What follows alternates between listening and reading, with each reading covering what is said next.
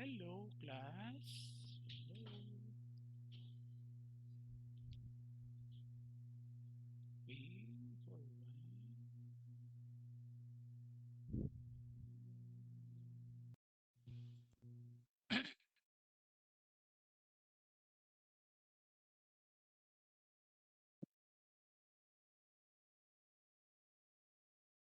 Hello, hello class. Can you hear me? Can you hear me loud and clear, please? Hello? Narinig niyo ako? Yes. Yes, thank you, Daniel. Arabella, thank you. Thank you. Okay, thank you. O sige, let's start by 2:35 ha. Tayo natin ng a few more minutes. A few minutes more para makapasok pa yung iba. We are around 50 kasi, no? We are 50 in the class. So there are only 26 of you who are present. So let's wait for a few more minutes, okay? So how do you find the exam, huh? I see in my record, there are many, huh? Around four of you who got very high grades, so around 48, almost perfect. Huh? In that case, I guess you understand what globalization is all about. I just cite some concrete. The exam was basically the application. Sorry. The exam was basically the practical application of the concepts, theories of globalizations and its structures, its interrelationship with the different structures, the role of the multinationals, the different structures, that facilitates the functions of the globalization. So I cite some concrete application of it and some analysis. No, so the exam, if you will notice, is not a simple question of what, where, when, and what, where, when, but it's more focused on the why and the hows. No, the how and the whys. No, so basically how you see globalization and its different structures and implementation affects your daily practical life. Okay, so good thing na halos lahat pumasa. Yung iba medyo mababa ha, merong apat sa inyo. No? Apat sa inyo class ang medyo parang mababa ang grade ha. So nasa akin naman ang record. So maybe we can have some discussion kung saan, where, or what point of understanding globalization is what makes you a little finding it hard to understand. But most of you, actually, some of you, who got the grade of 45 and above, no? As I said in our group chat, I guess you are equipped enough at the very least. A simple discussion on globalization is you can share it already with anyone. Of course, the deeper side of it, or the deeper what you call idea on globalization remains to be learned. But I think what the basics of globalization, like it is a worldwide trade, the removal of barriers, the integration of economy, people, and culture, is what is happening right now. And that is what the modern world is doing right now. So goes our subject of the contemporary world. So we are discussing mainly or mostly about globalization, because globalization or the globalized world really transformed how the world functions today. Okay? So, again, so let's start. Good afternoon, class. So with that, no? So other than globalization transform the functions of the world into a very, very complex, very, very integrated, and very, very dependent on each other, dependent whether you are the one above or below, it's still dependency. The rich depends on the poor, and the poor depends on the rich. It's still what you call the relationship of what globalization has done into our world. Uh, Cultures from different countries can now be seen or can now be adapted or can be also be copied, di ba? In our country, like for a concrete example of it is the K-pop phenomena, di ba? The K-dramas, which you can all very well see in the televisions or in different social media platforms, even without going to Korea, even without going to, for example, in Japan or even in Europe. Diba? You can very much understand, see, and also practice their culture there. And that influences also our own culture. And even in the Southeast Asian region, we are developing our own ASEAN culture. That's why that is also what we told that sometimes citizens of Spain does not consider themselves as an Spanish, but more on a European citizen because of that, the effect of the integration among economies, politics, and people that globalization brought in this world. But also, class, other than that, it also creates two different worlds. What they call globalization seems to be also divide the world. In simple terms, it is divided into the rich one and the poor one, di ba? Or the developed or the underdeveloped countries or regions, But the region basically is not just a topographical or physical division, but it can also be called, di ba? Even the region itself can also be not geographically groupings, group, but can be grouped also into their status as as an area of economic power.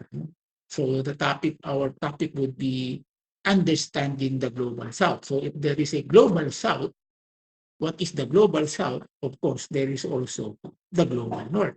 No? So let's talk about this. So for this afternoon, we will talk about this understanding the world divide. How does globalization, with the objective of integrating the whole world, but also created a division in the world? No? Very ironic, globalization wants to integrate the world into one economy, one market, one production system, but it also make it divides the world. Hinati.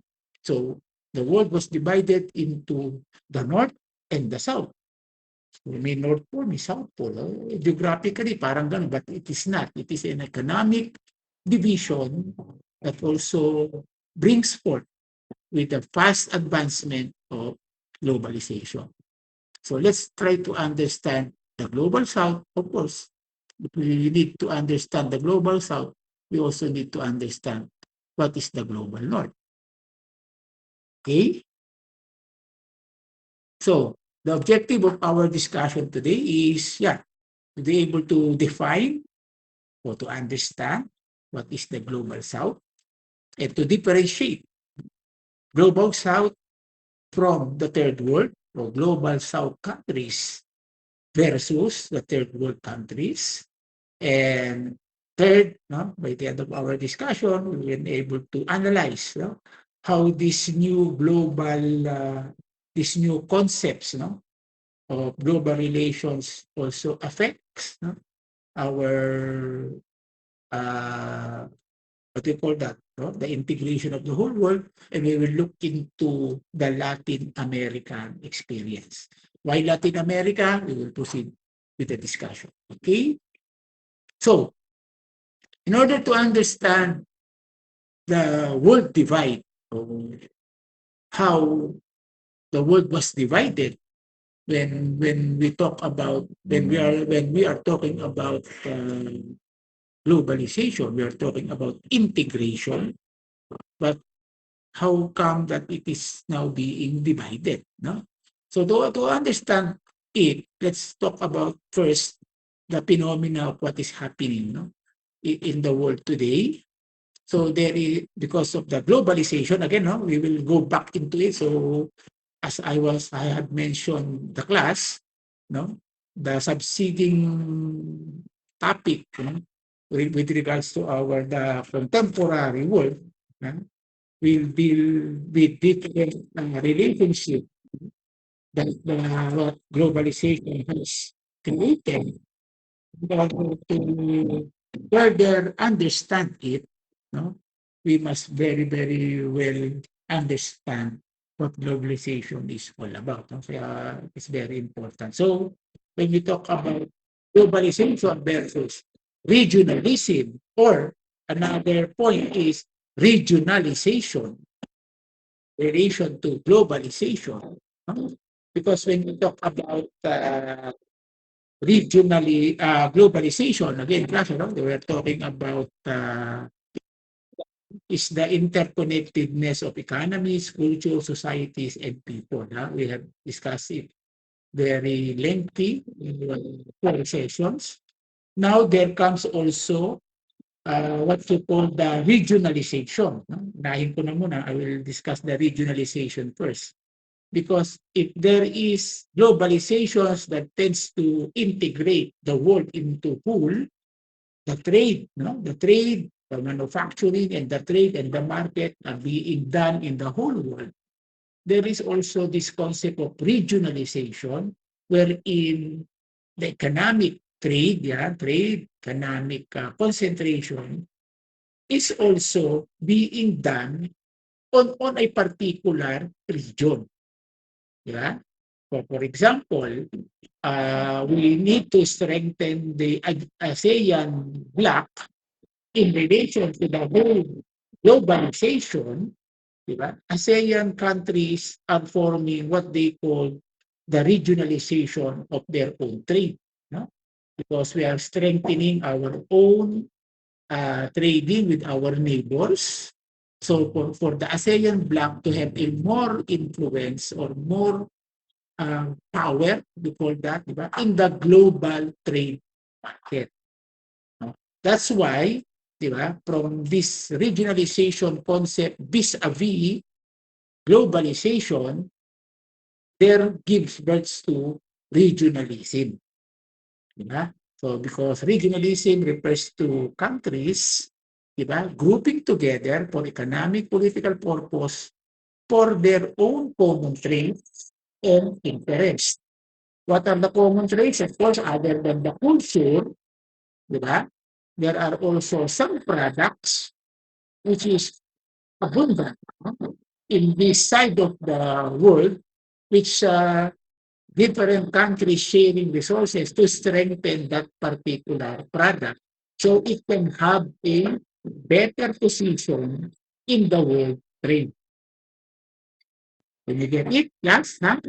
So in the advent of globalization, or in the vast formation, or the vast advancement of globalization, it gives us also to the strengthening of regionalism, where different countries for certain places, and later on, by the end of the discussion, you will see regionalism or regionalization is not just concentrated on countries in the same hemisphere, but it also broad enough that these different countries from different hemispheres also binds themselves together to have their own power, di ba?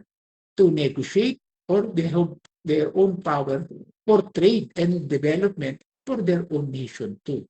So globalization, while it's what you call that, it's brings birth to interconnectedness, integration of economy, it also giving birth to regionalization and regionalism.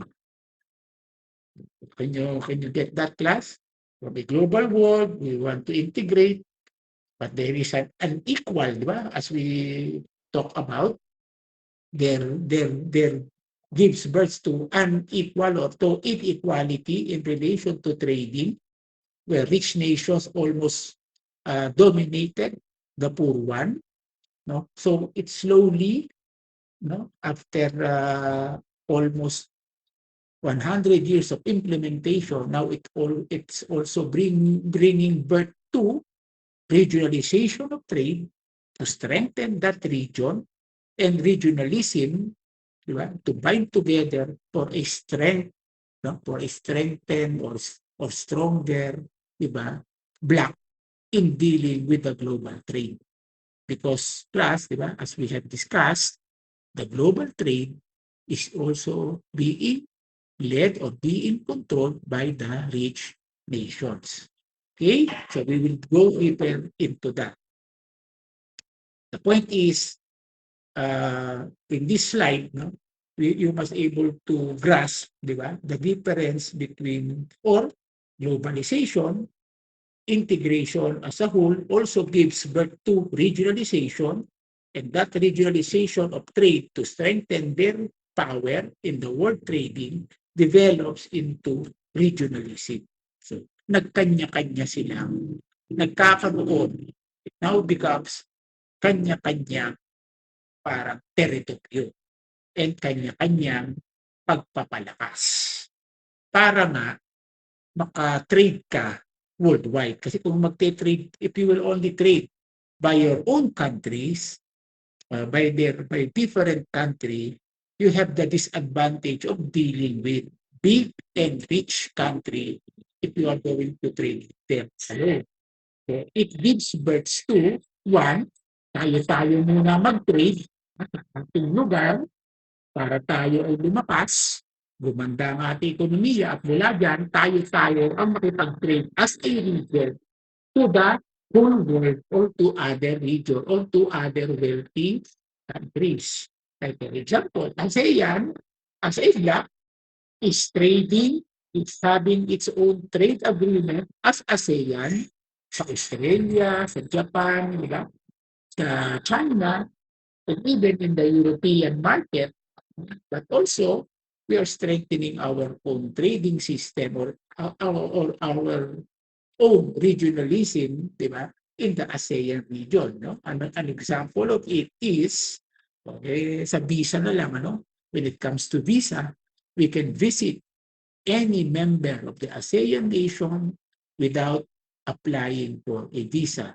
But other countries, of course, they need to apply for a visa depending on the relationship, di ba, on that particular country. Pero tayo sa ASEAN, libre na ang visa natin sa isa't isa.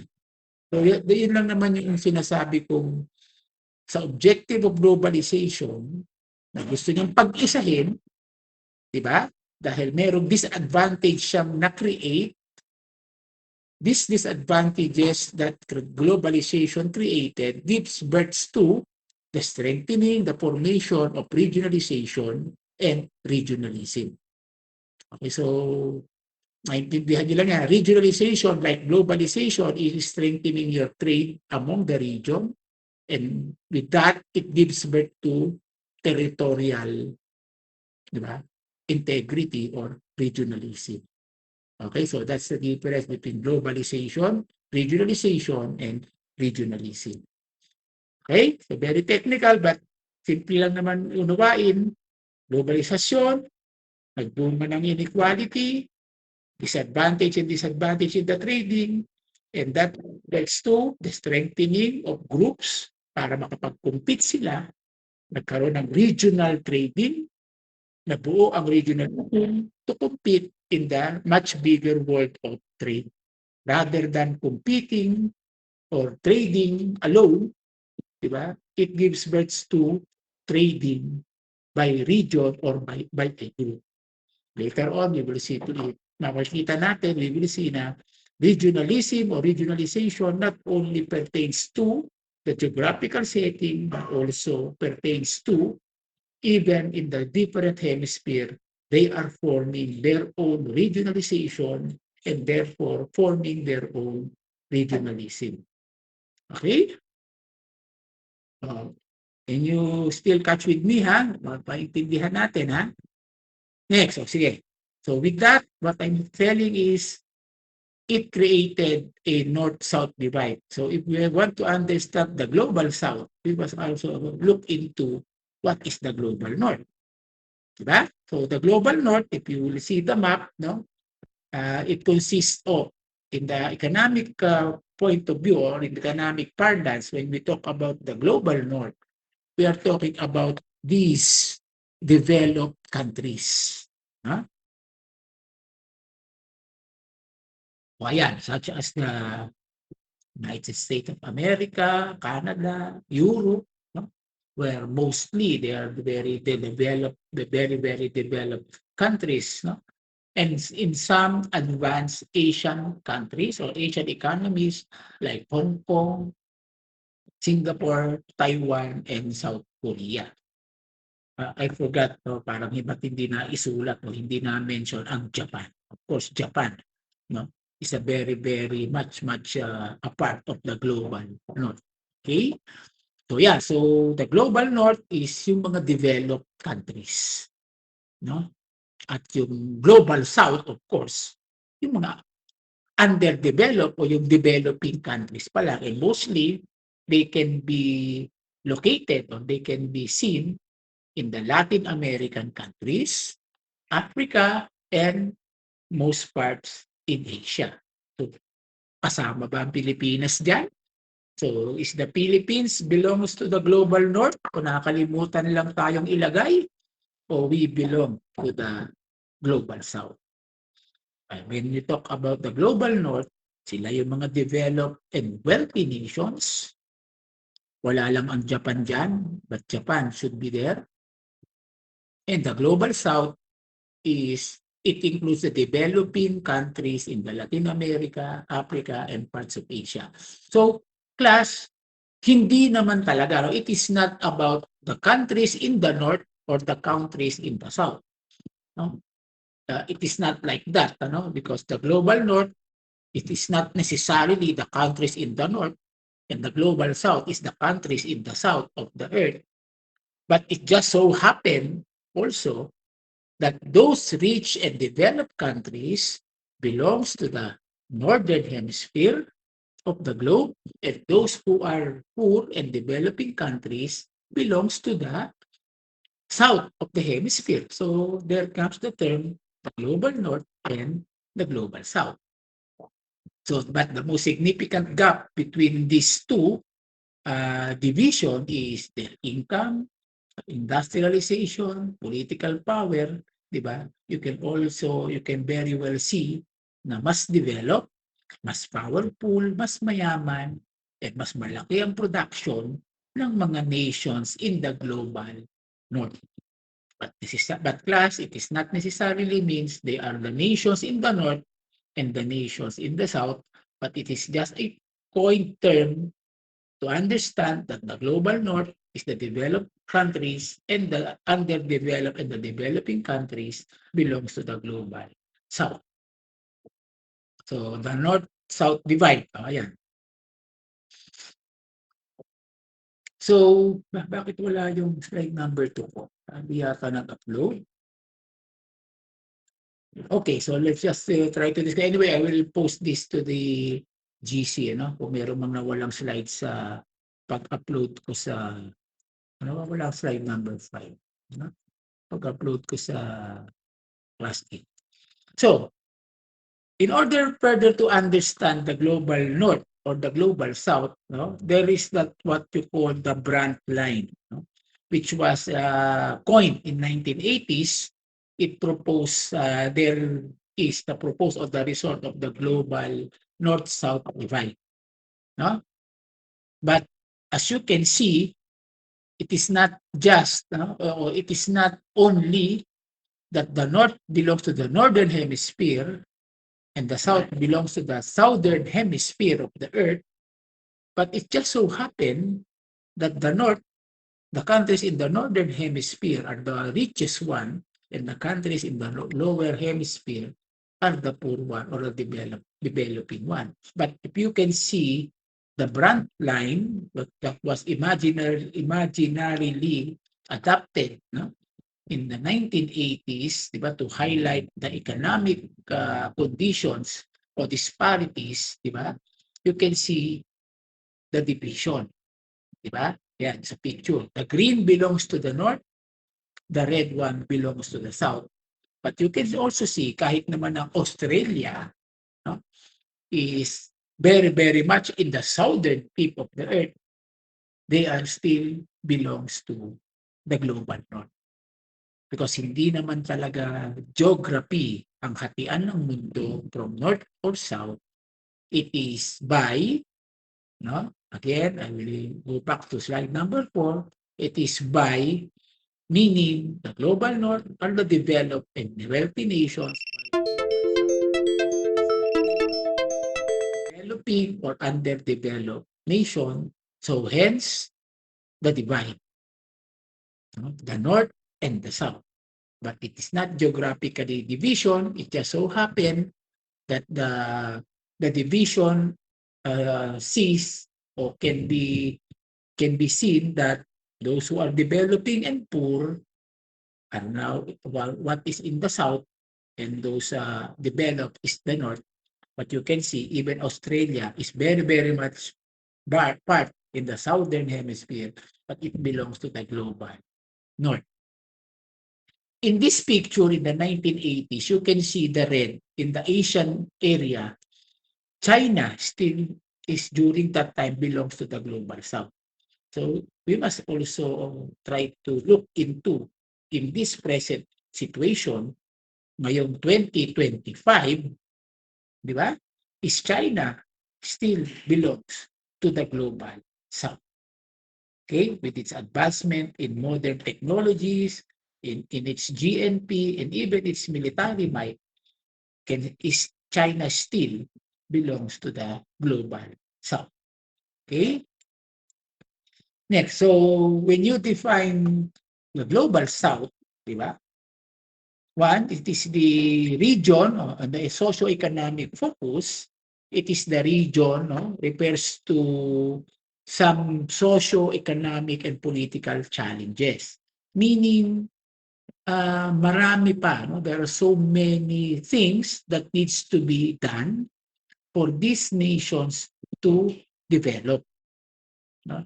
Kaya nga, either the global south nations are the one who are still developing or underdeveloped or the poor one. As you can see in the map, China, no, in the early part of the 1980s, still belongs to the global south. Pero yun nga, sabi ko, plus, you think China right now is still in the global south.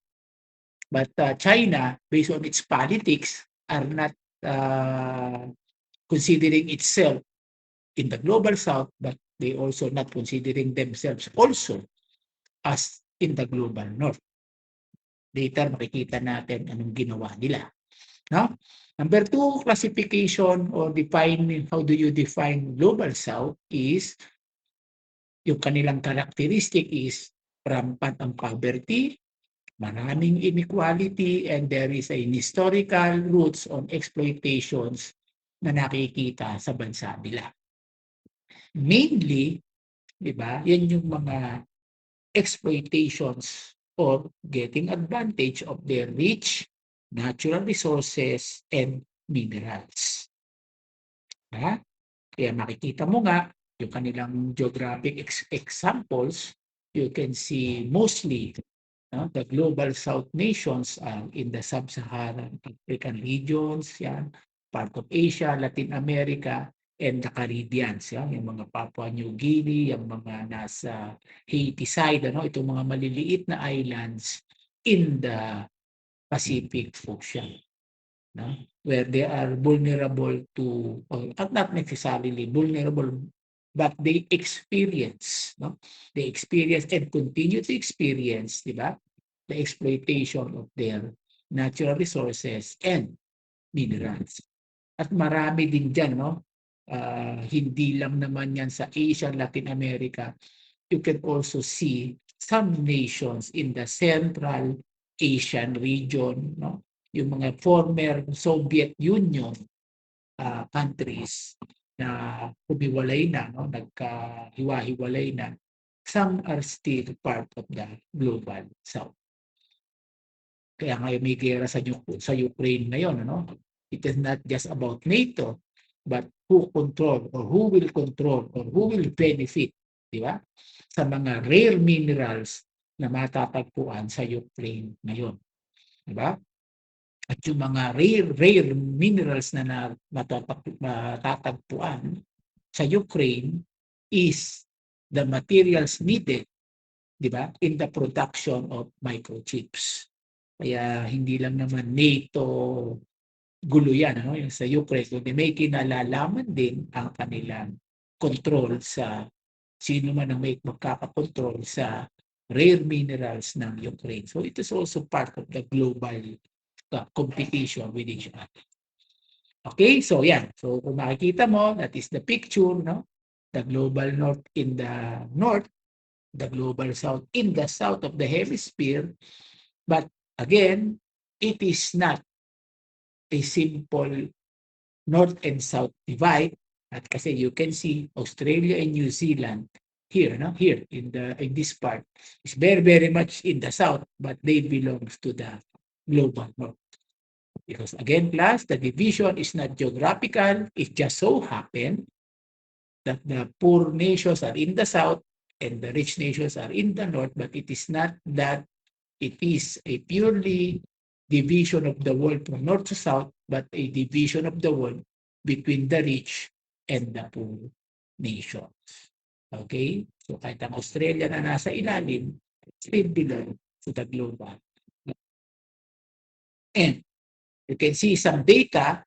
I just took this data into what I had reached, pero medyo luma na ito, di ba? Mas makikita mo, mas we can see that in the global north, there are high income, no? High income ang mga tao, high income ang business, while in the global south, low income ang mga tao, low income ang mga business. And we can update the data as we go along our course. It is just to emphasize, diba, that the global north na mayayamang bansa ay mayayaman din kahit ang mga tao. O hindi naman lahat, but most of the people also living there ay mayayaman din. While in the global south, mababa ang ekonomiya, mababa o mahirap ang bansa, mostly mahirap din ang mga tao at marami pa din mahihirap na. Dito naman sa Pilipinas, class, if you will see, diba? Marami pa rin mahihirap o marami pa rin naman ang hirap sa buhay dito sa mga kababayan natin. So we are considered the global south. Pero hindi mo rin naman maalis, di ba? Na marami din namang mayayaman dito. And the way they act and the way they what you call that, you can see their lifestyle very much. Baka nga mas mayaman pa ang iba dyan, di ba? Sa mga mamamayan ng global north. At ganoon din naman sa global north. Mas mayayaman, magaganda buhay ng tao, meron ding mahihirap. Dito naman sa atin, bagamat sa kabuuan, mahirap ang bansa o developing pa lang ang bansa natin, meron din namang mayayaman na dito. Gaya nila Henry C., gaya nila Lucio Tan, nila Kongwei, nila Ramon Ang. At ngayon, yung mga bagong natuklasan natin, marami din palang mayayaman dahil sa Urako. Diba? Mga politiko natin. Okay? O, basta, huwag niyong pansinin yung mga politiko. Gusto ko lang makita nyo, what is the Global South? What is the Global North? It is not just, pero sinasabi kaninang the Brent line that typically divides the world from north to south, but it is not just a simple division of the world from north to south, but it defines that the north is the rich industrialized country, while the south is the poor one. And Australia, again, I'm repeating, Australia, though in the south, but it belongs to the global north. Okay? So, let's try to understand naman, no? Kayo ba, class? Tingin nyo, ano ang pagkakaiba ng Global South at yung Third World naman? Di ba? Di ba? Ganyan naman, no?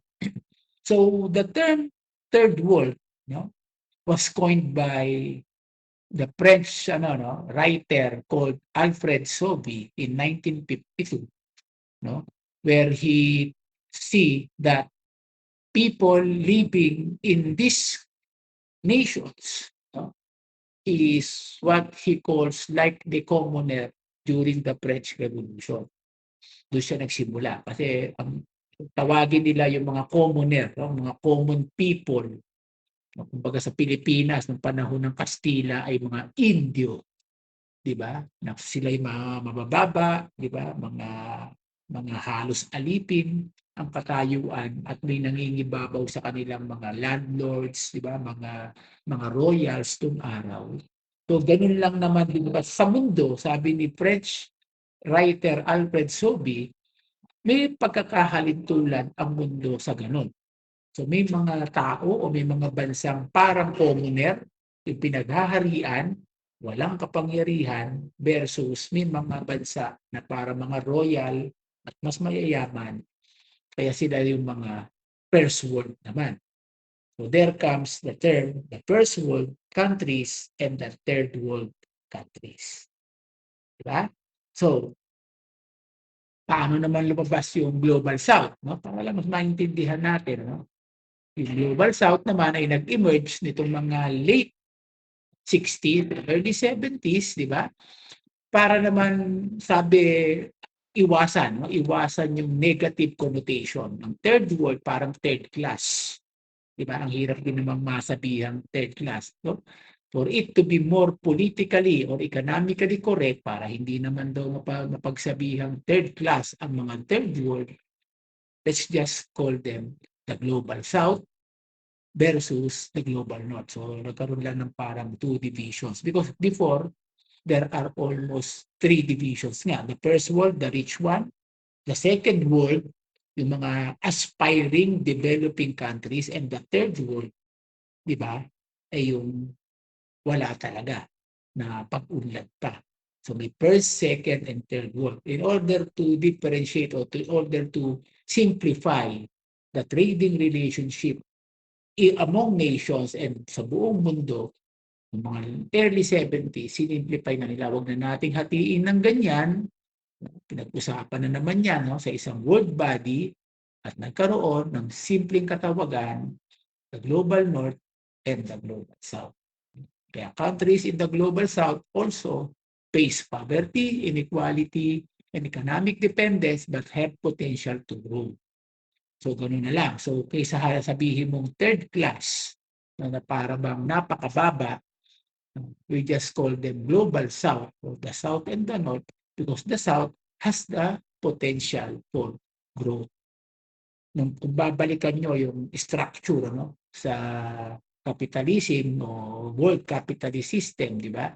Sabi na mayroong tinatawag na the core, di ba? The semi-periphery and the peripheral nations, di ba? Naalala niyo yung best part natin. So ngayon, parang hindi na ganon. Meron na lang North and the South. Tinanggal yung category na semi-periphery or the second world countries. Di ba? Para may part ng second world countries ang nakuha na ng first, may part ng second world countries ang naging third o merge, kaya kaysa meron pang gitna na pinag-uusapan, pinag-usapan na lang yung North and South. Okay, pero at least alam nyo na ito ang difference ng Third World and the Global South. Basically, wala naman halos pagkakaiba. Binago lang ang term, di ba, to avoid negative connotation. But still, nations in the Global South faces inequality, di ba, poverty, economic dependence, but for a little positive side, these nations have the potential for growth. May pag-asa naman tayo umunlad. Okay, so just in the picture, to show it in a simple way, yan, nakita ko lang naman yan sa website, di ba? First world countries, yung lakat matataas na building, while the third world countries, yung mga tao, ayan, nakatira sa mga ragtag ng bahay. Second world, yung medyo semento ang bahay, and tinanggal na nila yon. Mayroong ibang nasa building na, yung iba na natili na dito sa baba. There comes the coin, the global north and the global south. Okay? Yeah. So the term third world was accepted because it clearly differentiates the poor countries from the first world, where the countries are wealthy, and to the second world. Kasi meron pa noong Soviet Union, no? The communist states, though not so wealthy, but characterized by greater order, higher income, and longer expectancy. So, nung una nga, no, gaya ng binabanggit ko sa inyo, may first and third at meron namang para mga middle level na bansa. No? So, merong second world country. And maybe ito yung mga communist socialist state, no, during the USSR pa. Pero with the collapse of the USSR in the late 80s, di ba, nawala na yung point na yun ng second world kung hindi naging north and south na lang. Okay? So para hindi na masyadong komplikado. Okay? Oh, still with me, class? Kuha niyo ba? Nakukuha niyo pa yung anong definition ng Global South, Global North, and how Global South comes into being from the previous connotations of first, second, and third world countries. Okay?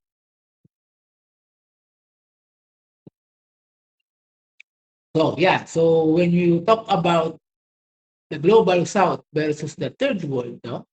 The term that refers to countries that are sometimes described as developing, less developed, or underdeveloped. Yan yung Global South ngayon na tinatawag. No? Kaya parang ito yung term ng mga group of countries nakaposisyon, no, sa ganitong pagkakatayo nila sa kanilang mga bansa, di ba? Sila yung mga developing or less developed or underdeveloped countries pa lang. And usually, these countries shared positions, in the global issues. Siyempre, yung mga mahihirap o yung medyo kinakapos, nagsasama-sama yan pagdating sa mga world politics, di ba? Siyempre, yung mga medyo mahihina o nagde-develop pa lang, nagsasama-sama siya when it comes to world politics. E siyempre, mayayaman, pero hindi naman. No? Nagsasama-sama when it comes to world politics. Kaya lang, siyempre, ang domination ngayon, mas nagdo-dominate yung mga mayayamang bansa. Okay? Now, while the third world, yan, sinabi ko nga, originated from French demographer Alfred Sobey, it used to describe developing nations, many of which are under colonial rule. Diba? It is associated with countries that were poor, squalid, and unstable. Differentiate the poor countries from wealthy countries. So, to further understand the difference between the global south and the third world, sa totoo lang, wala naman talagang pagkakaiba. Di ba? Kaya lang, mas more on economic and political connotation na lang ang ginagamit sa global south. Why? Tingnan nyo, balikan lang natin. Pag sinabi kasing global south, countries, the developing or less developed or the underdeveloped. Di ba? Pagdating naman sa third world, ito naman yung sinasabing countries associated with poor, unstable, poor countries from wealthy countries. Di ba? O anong pagkakaiba? Class, na nakikita nyo, developing, less developed, or underdeveloped at Global South, third world, poor countries. Anong difference? Can someone chat? What's the difference? Bakit binago ang tawag? Para daw mawalang negative connotation. Developing, less developed, or underdeveloped countries, ang Global South, binago. Kasi dati ang third world countries, kung tawagin natin, ayun namang mga poor, di ba? Poor countries, but there is a tendency to develop. O, di ba? Pag may tendency to develop, you are just called, di ba? Developing or underdeveloped. Di ba? When you are poor, o di pwede rin sabihin, underdeveloped ka. So this is just a nuancing of words, no? Just to remove the negative connotation, but the Global South is still, those countries belongs to the third world. So it can be, now it is not being used interchangeably, but if you will understand the real meaning behind it or under it, diba?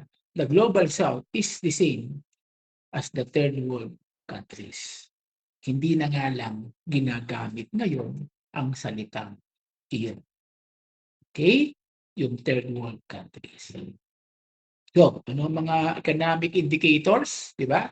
When you try to understand the Global South, di ba? One, there is always a trade imbalances. Pag sinabi natin trade imbalances, di ba? There are only two kinds of trade naman, di ba? The import and the export, di ba? Import trade from the outside, export trade from the inside nilalabas, di ba? So why are there imbalances when it comes to trade, no? Sa Global South and Global North, di ba? Kasi merong tinatawag na dependency on development nations, di ba? O, ano yun? Nag-e-export tayo ng raw materials, di ba?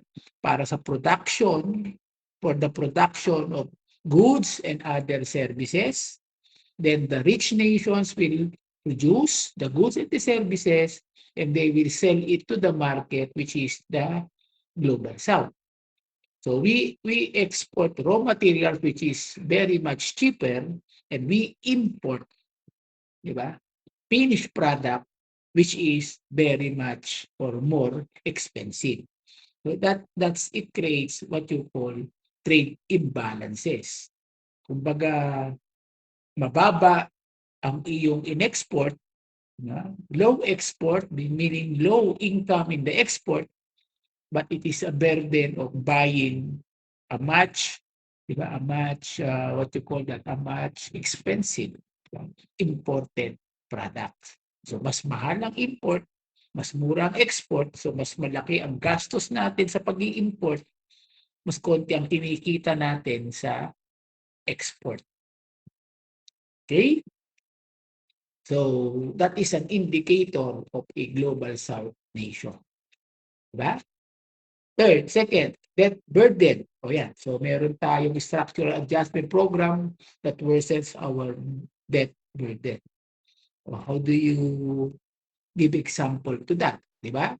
Dahil meron tayong imbalance, diba? Hindi sapat ang kinikita natin sa binibenta natin, mas mahal ang binibili natin, so kulang ang pera natin. Diba?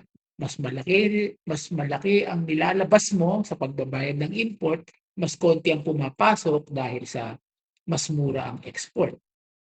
Okay, you see it? So mangungutang tayo, di ba? Para magkaroon tayo ng fiscal balance na sinasabi. And with the loan, di ba, being imposed by the rich nations, the conditions under the loans are usually, di ba, medyo mabigat. So yun yung sinasabi natin, natatali tayo sa debt burden. Diba? Now, third is the limited diversification, wherein you can see di ba? Though globalization o though the whole world, di ba, advocates trading, di ba? For the whole world, di ba? Hindi rin naman makasabay, no? Ang mga global south nations into investing, di ba? Big, no? In the whole world because of the dominations of the structures, di ba? Dominated by the multinationals and the transnational corporation when it comes to business establishments in the whole world. So kahit sinabi mong pwede naman ang globalization ay nagbukas, di ba? For a wider investment, but the global south has a very limited, di ba? Limited, what you call that, limited position in the global trade kasi it is being dominated by the multinational corporations or the multinational companies or the TNCs. Di ba? And with that, that's the number for data. Di ba? Poverty rates, kaya tayo ang nagbibigay ng cheap labor. Di ba? So therefore, mababa ang sahod, mababang klaseng trabaho, mas mababa ang kabuhayan. So that is the 4 economic indicators of nations belonging to the Global South. Anyway, na-discuss namin na rin naman natin yan sa na-discuss na rin naman natin yan sa ating globalization concept. Okay? Balik-balik para lang makita nyo na buo ang mundo, hinati sa North and South, o sino yung mga nasa North, sino yung mga nasa South. Ang indicator, may trade imbalance sa South, may debt burden sa South, limited naman ang opportunity for investment ng mga taga-South, so therefore, mas malaki ang kahirapan ng buhay ng mga nasa South compare mo sa mga nasa North, which they dominates, di ba, the world trade, di ba? Because sabi nga natin, ang one of the factors or players, di ba, that dominates the global trading is the role of the MNC and the TNC, which is part of the whole capitalist system na umiiral ngayon sa buong mundo. Okay? Still, ano? Nakakasabay pa kayo? Nakakasabay class? Nakakasabay? O, thumbs up naman dyan, oh. Kung nakakasabay pa kayo. Yun lang ang hirap ako. Yun lang ang hirap kasi ng subject matter natin, ano? Kaya mas gusto ko face-to-face tayo para mas nakakapag-sharing tayo ng mga samples. Ang hirap talagang pag-usapan ng economic theories ng ganito, ng ganitong online, ano? Maganda na may whiteboard tayo para naipapakita natin fully. Pero nevertheless, I'm trying my best na yan. Makita nyo na ganito ang mga makikita sa mga tinatawag nating Global South nations. At bakit may Global South? Kasi may Global North. Bakit nangyari ito? Because the objective of the integration of the whole world created a division, not geographically, but a division between the poor and the rich nations. Okay? So, who dominates the rich? Who dominates the trade? The rich one. And who are in the receiving side, di ba, is the poor one. Okay? So, yan pa, no? So, makikita mo, other than the economic indicators of a global South nation, you can also see some social indicators, di ba, of nations in the global South. They have more unequal access, no, to education and social services, as you can see, no? Mainly lalo-lalo na sa mga sub-Saharan nations, talaga namang kulang na kulang ang public service. Kulang na kulang ang education service. Talaga namang kulang ang mga eskwelahan, di ba? Kulang ang nakakapag-aral, di ba? Kaya sa totoo lang, rampant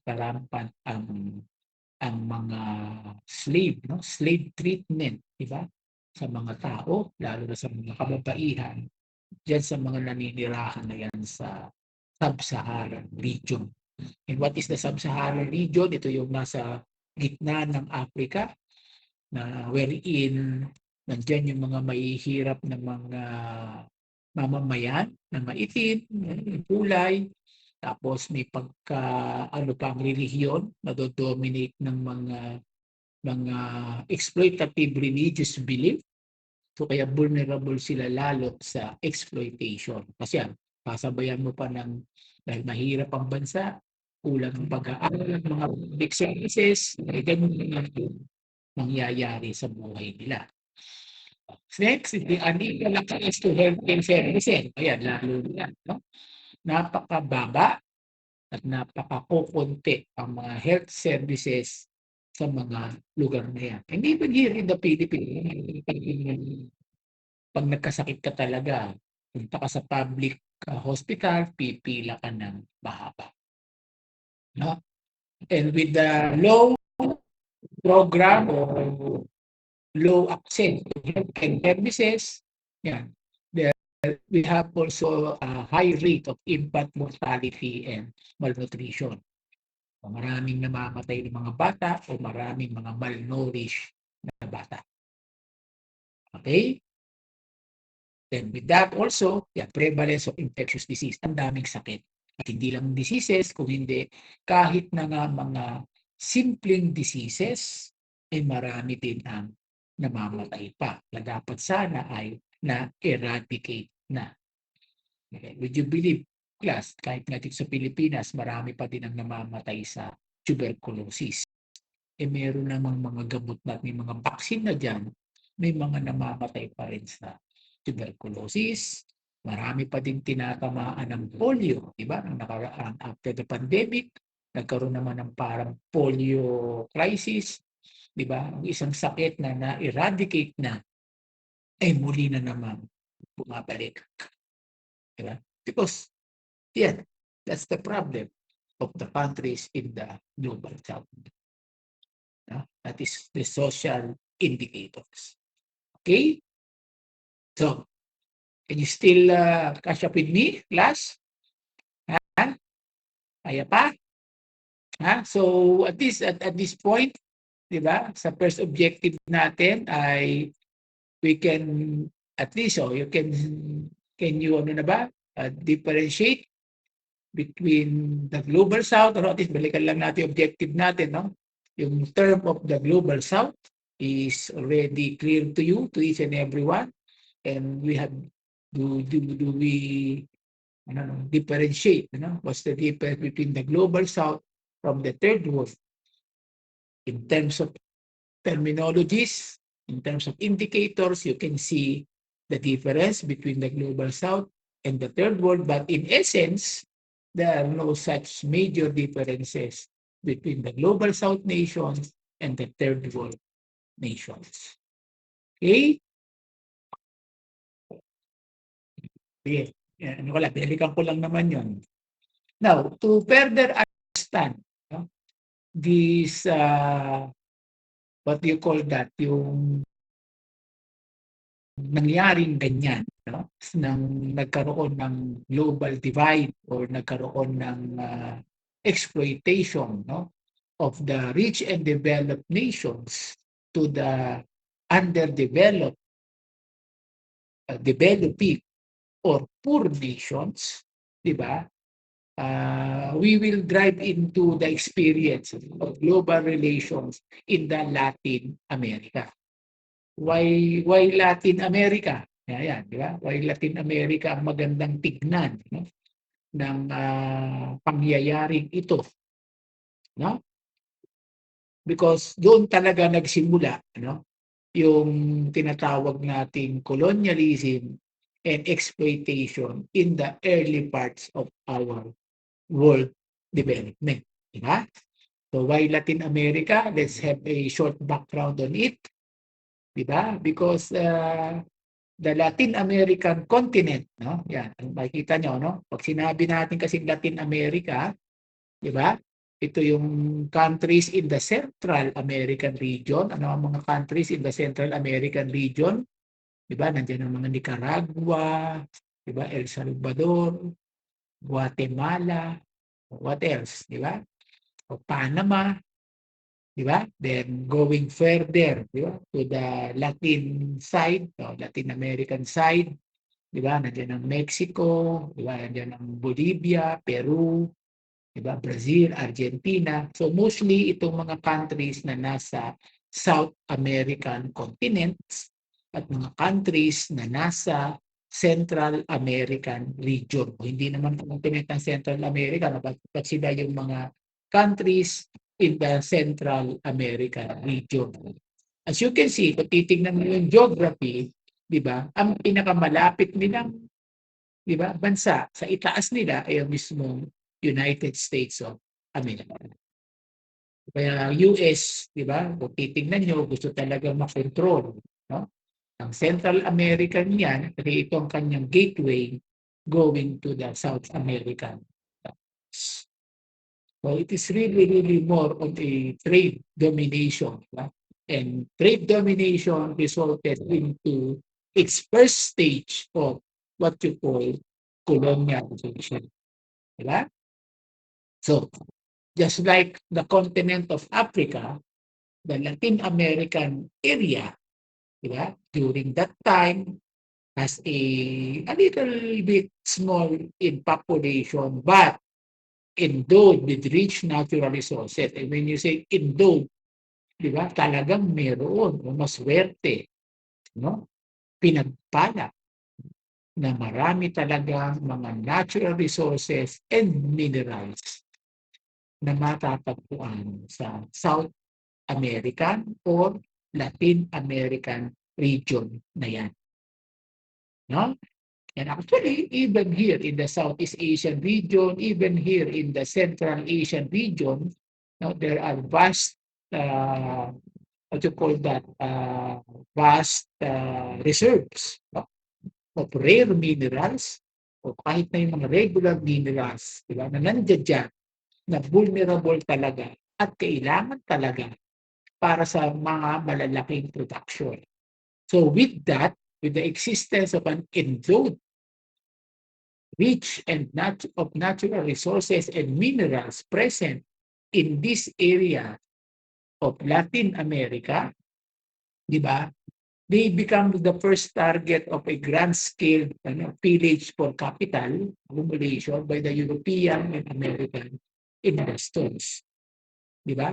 Para i-produce ang mga malalaking pangangailangan ng mga malalaking producers ng North America at Europe, ba kailangan nila ng mga raw materials and minerals. Diba? Kaya, nung natuklasan ito, diba, sa mga Latin American nations, ayun, dun sila nag-invest, diba? Na hindi nag-invest, diba, ng mga business to extract, diba, their natural resources and minerals as a supply of, diba, supply of, diba, what you call that, raw materials, di ba, para sa kanilang mga products, di ba? And plus, kung babalikan lang natin ang isang history nito World War II, di ba? Because Japan lacks the resources for their own raw materials. So they wage a war, di ba? Of colonialization during the World War II, di ba? Kaya mainuna niya itong mga Southeast Asian nations na ito na kanyang sinakop, including China, because nandito sa mga bansang ito ang malalaking resources, no, ng minerals and raw materials. So isa talaga sa dahilan, hindi naman dahil siga lang ang mga Hapon, kung hindi isa sa mga dahilan bakit sila nakipaggera dito sa Asia, para supplyan ang kanilang pangangailangang materyales.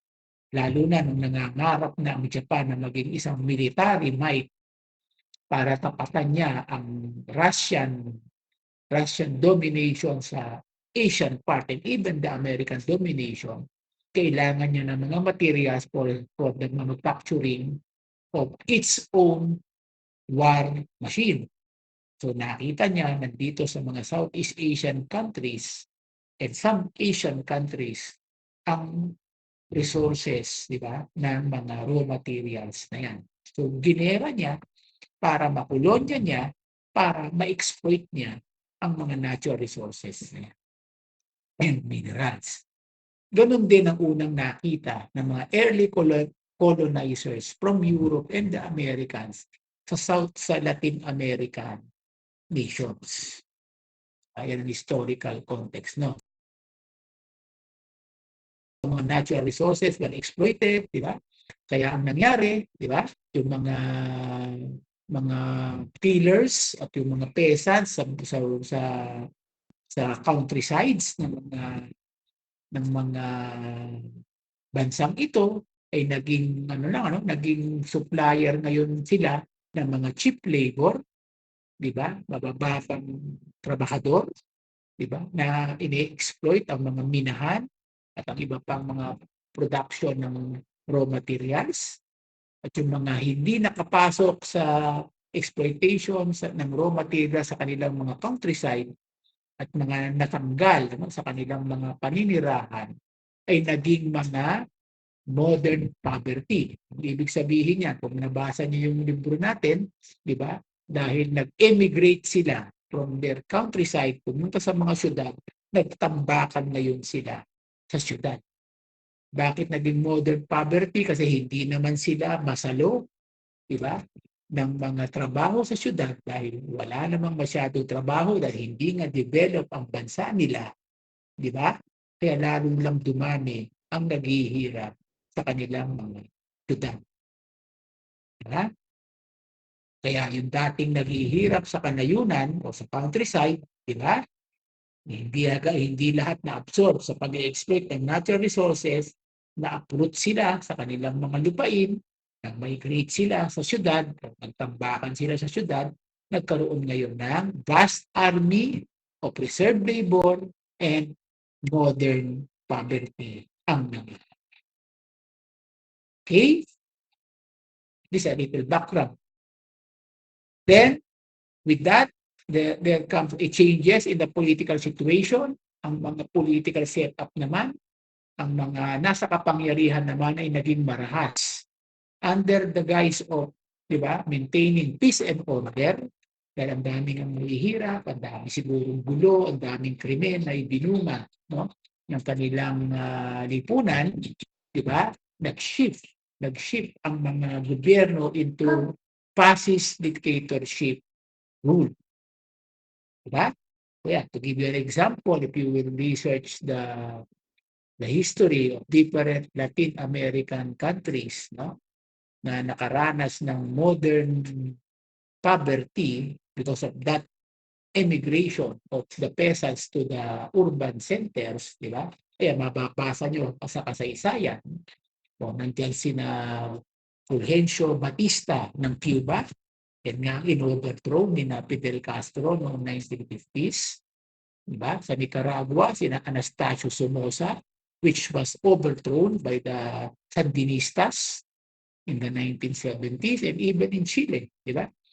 Si General Augusto Pinochet, and so on and so forth. At many nations in the Latin American area, diba? All practices, all established a fascist dictatorship rule, di ba? Dahil nga sa ganun, ibinunga ng mass poverty, nagkaroon ng unrest, so nagkaroon ng fascist dictatorship. So nagbago din ang setup ng political situation. So with that, many rights were abolished, di ba? Especially yung nagkaroon ng mga special police, at nagkaroon ito ng mga power para mag-arrest at mag-torture. Diba? If you can also see the history of Haiti, no? Na hanggang ngayon ang gulo-gulo at ang mga tao diyan ay napaka-background pa, diba? With the modern technology, with the transfer of technology, ang laki-laking population pa din ang naniniwala sa, diba, sa mga kulam-kulam at mga voodoo in Haiti. Because if you will see, no, if you will read the exploitation of the Haiti nation, the French capitalists really plundered Haiti, and it almost turned Haiti into a, what you call that, isang bansa na wala nang kayang i-produce kasi nakuha na lahat ng mga French colonialism, di ba? Mga French colonizer, di ba? So class, yan, halimbawa, how do you look at the Philippines during that period? Ano bang naaalala nyo, di ba? Sa ating Philippine history, yan, kahit na nasa modern period of the 1930s up to the 1970s, yung 40 years na yan. Di ba? So class, ano bang in relation to this global south third world concept or in relation to the Latin American experience. Ano bang naaalala nyo dyan sa Philippine history natin, mga 1920s, kahit yung mga 1920s to the 1970s. Anong naaalala nyo? Ha? Can anyone chat, please? So, did we also experience that sinasabi nating fascist dictatorship?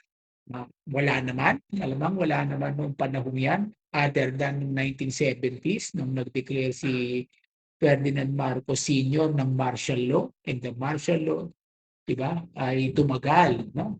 For almost 9 years. Diba? Ang dami rin talagang hinuli, ang dami rin talagang napatay, ang dami rin talagang na-torture. But before the 1970s, masasabi nyo bang nagkaroon din ng fascist dictatorship? We can say wala. Kasi nag-i-election naman tayo even after the war or even before the war. Diba? But there also exists, diba? Before the war, diba? Ang dami na din mga foreign investment dito, like in the tobacco industry, di ba? Mga tao natin, mga kapwa natin Pilipino ay nagtatanim ng tabako, pero ang may-ari ng mga tobacco manufacturing dito ay mga mga German and British businessmen. No? Hindi yan nabanggit, pero sa history natin, ganyan yan. Kaya kung mapapansin nyo, ang unang mga nag-organize talaga ng resistance ay mga tobacco workers. Diba? Ganyan yan, class, if you will recall our history. So, marami yan, dumami din ang mga banana plantation, and notably, hanggang ngayon, mapapansin nyo, hanggang ngayon, meron pa ang mga vast sugarcane plantation. Diba? Na dominated ng mga big landlord, diba? The Cojuangcos in the Central Luzon, in the Northern Luzon, at mga iba't ibang classical landlords like na mga Montelibanos, di ba? Dito sa Negros Islands, di ba? Papasin mo, napakalalaki pa din ng kanilang mga lupain. And ito nga, no, with the advent nitong land reform, after ni Marcos, ng panahon ni Cory, but still, many big parcel of lands belongs to the big landlords until now. So, ganyan pa rin. So, meron pa din talagang semblance or existence of poor peasants, di ba? And inequality sa ating bansa, a very, very typical characteristic of, di ba, a global south or a third world nation. Okay, class? So, can you still nakakasabay ba? Nakakasabay? Ha? Anyway, it's already 3:50. So, I guess we just continue our lesson tomorrow, our discussion.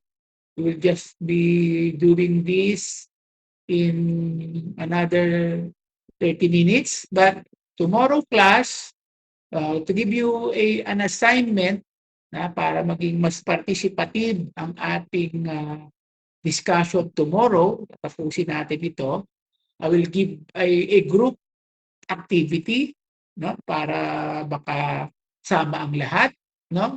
I want you to group yourselves into two or three, no? 2 or 3 will do, ha?